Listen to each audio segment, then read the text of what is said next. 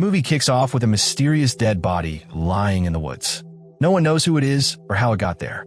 Then, we meet Ben and V, a married couple heading to their beachside vacation home. On their way, they stop by a convenience store for some supplies.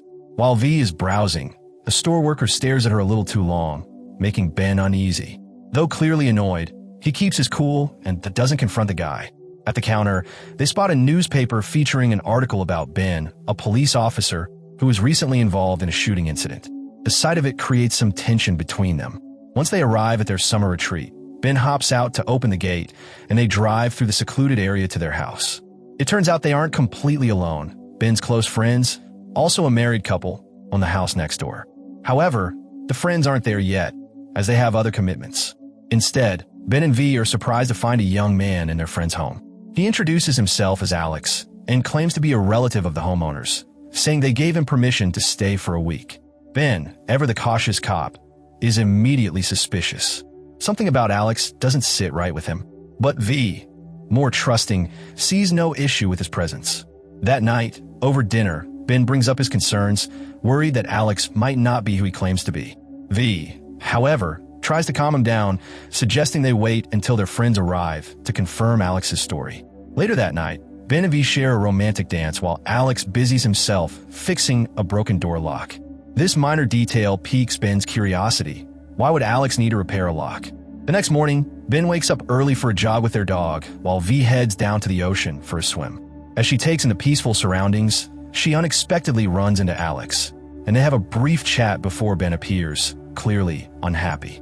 Sensing the tension, Alex quickly excuses himself. Frustrated by Ben's jealousy, V decides to go for another swim. This time, Alex stays nearby, sketching in a notebook. When she's done, she approaches him and discovers that he's an artist. Intrigued, she asks him to draw her. Meanwhile, Ben's suspicions continue to grow. Acting on his gut feeling, he sneaks into his friend's house.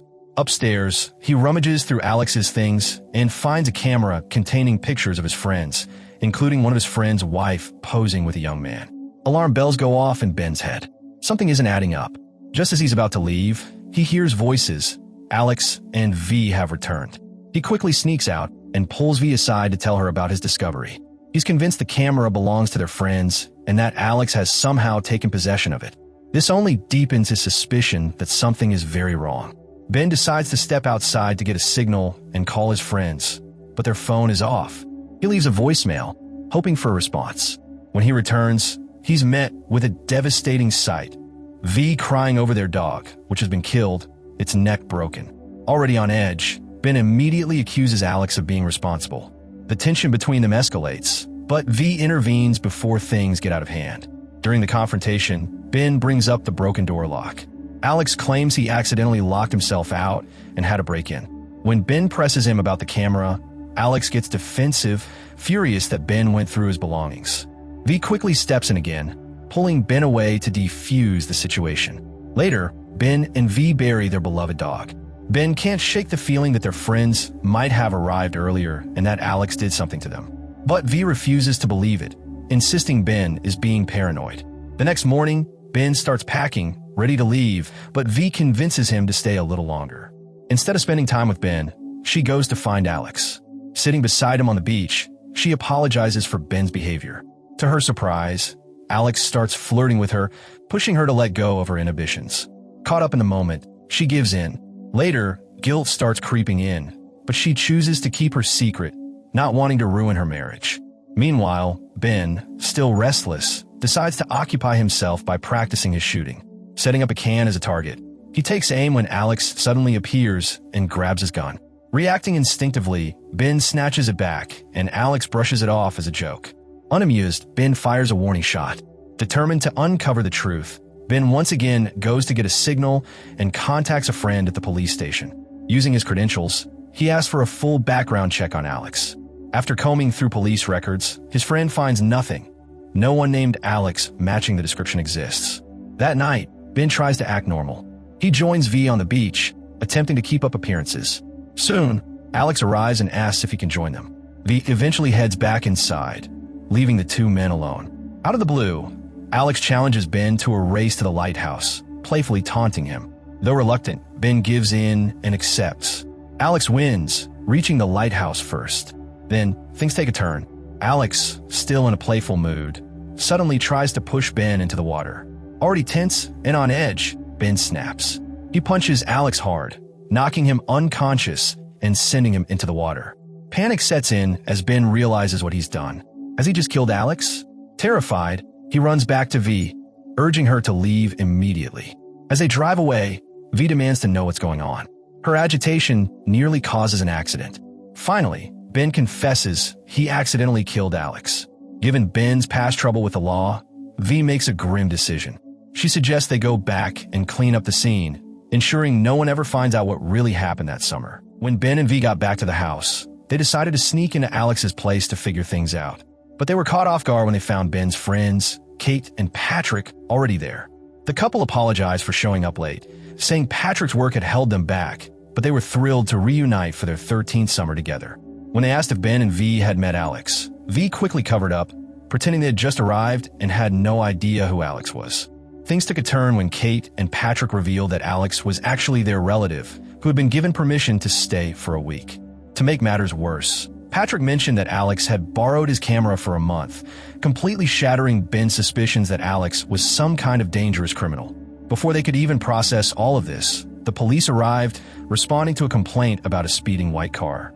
Ben took the blame, assuring the cops that nothing serious had happened. But as soon as they left, V panicked when she spotted her portrait on the fridge. She hurriedly informed Ben, and they decided to remove the drawing when the time was right. Ben had another problem. He had already left a voicemail for Patrick, but now they were pretending they had just arrived. That contradiction could easily make their friend suspicious. Ben had to find a way to delete the voicemail before Patrick checked his phone. Unable to relax, Ben chose to sleep on the beach with V. Early the next morning, Patrick, out for a jog, woke them up. As they chatted, Ben spotted something in the water and immediately feared the worst. It could be Alex's body. He rushed to check, but it turned out to be just some floating debris. Later, while V and Kate were having coffee in the kitchen, V tried to discreetly take down the suspicious drawing, but Kate noticed it first. She commented on how much it resembled V, but V brushed it off as pure coincidence. Meanwhile, Ben and Patrick went to a nearby cafe. Ben pretended he had forgotten his phone and asked to borrow Patrick's to call V. But in reality, he used the chance to erase the voicemail he had left earlier. After returning home, the group took some selfies together, enjoying the moment. However, things got tense when Patrick found Alex's wallet and started worrying that something bad had happened to him. Kate, alarmed for her relative's safety, immediately contacted the police. When the cops arrived, they searched Kate and Patrick's house and stumbled upon Alex's drawing of V. Just like Kate, the officer noticed the resemblance, but luckily, he dismissed it as a mere coincidence. Still, the entire situation weighed heavily on V's mind. Later at home, she urged Ben to come clean about what had really happened, but Ben, terrified of getting into more trouble, begged her to stay quiet. Needing some time to think, V took a walk on the beach. She reflected on Alex, who she had once thought of as a kind person. But on her way back, she was met with a horrifying sight. Kate screaming, claiming she had just found Alex's body in the woods behind the house. The shocking discovery rattled Ben and Patrick. Patrick went to get help while Ben ran to the woods to confirm if it was really Alex. To his shock, the body was not Alex's. It was someone else entirely, a corpse that had been there for days. Realizing something was very wrong, Ben confronted Kate, asking if she was absolutely sure the body she saw was Alex. Kate insisted she was certain. Ben and V now suspected that the real Alex had been murdered and that the person they had been interacting with was an imposter, someone with sinister intentions. With this in mind, Ben decided to accompany Patrick to the police station, leaving V behind to look after Kate. Before leaving, he told V to grab his gun from the drawer in case something happened. When Ben reached the gate, he noticed Patrick's car still there, meaning he hadn't left yet. Alarm bells went off in Ben's head. Rushing to check, he found Patrick dead, shot in the head. At the same time, V went to get Ben's gun, only to discover it was missing. Suddenly, the fake Alex, now revealed as Jeremy, appeared. He admitted he had survived after Ben knocked him out during their swim. Smirking, he suggested that V should run away with him, leaving Ben behind. Before V could react, Kate appeared from behind.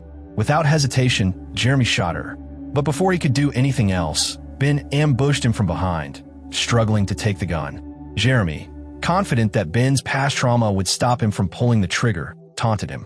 But to his surprise, Ben fired, killing him on the spot. Unfortunately, it was too late to save Kate. She succumbed to her wounds. In the end, Ben was arrested for shooting Jeremy, leaving V as the only one to return for the next summer. She ultimately wrote and published The 13th Summer, a book detailing everything that had happened. Thanks for watching. If you're new here, don't forget to hit that subscribe button for more recaps. Until next time, take care.